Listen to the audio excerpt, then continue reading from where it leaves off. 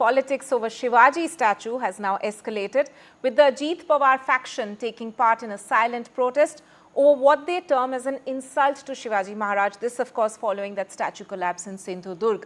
The fact that an alliance partner is protesting against its own government, that too with state polls round the corner, is raising eyebrows. Here's what played out through the day today. The row over Shivaji statue collapse taking a surprising turn, with Ajit Pawar faction leaders protesting against their own government. This just days after this 35-foot statue of the Marathi icon collapsed at Sindhudurg. In his first reaction, Maharashtra Chief Minister Eknath Shinde maintained the statue fell because of very strong winds. हर एक महाराष्ट्र के या भारत के नागरिक के मन को वेदना देने वाली घटना है। इस घटना का हम निषेध करते हैं। यहाँ पॉलिटिकल पार्टी करके नहीं, लेकिन सबसे पहले हम एक नागरिक हैं। In fact, Ajit Pawar had also apologized for the statue's collapse at a rally in Latur, promising to hold silent protests across the state over the incident.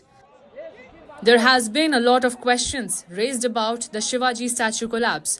A clear case of bad optics in an election year is also turning into alliance trouble for the Mahayuti.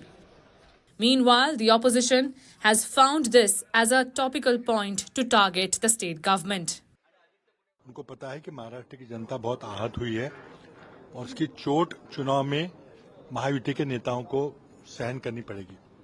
अब उससे बचने के लिए कुछ लोग अपनी माफी मांग रहे हैं, कुछ लोग आंदोलन कर रहे हैं, मूक आंदोलन कर रहे हैं। किसके खिलाफ कर रहे हैं आंदोलन? हमारी मांग है कि किसी न किसी को नैतिक जिम्मेदारी स्वीकार करनी पड़ेगी।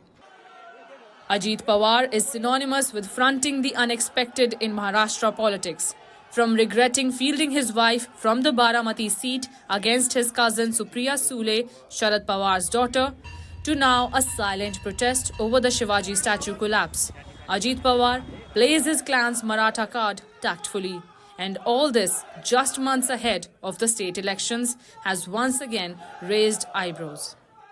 Radhika Ramaswamy in Mumbai, Bureau Report, NDTV.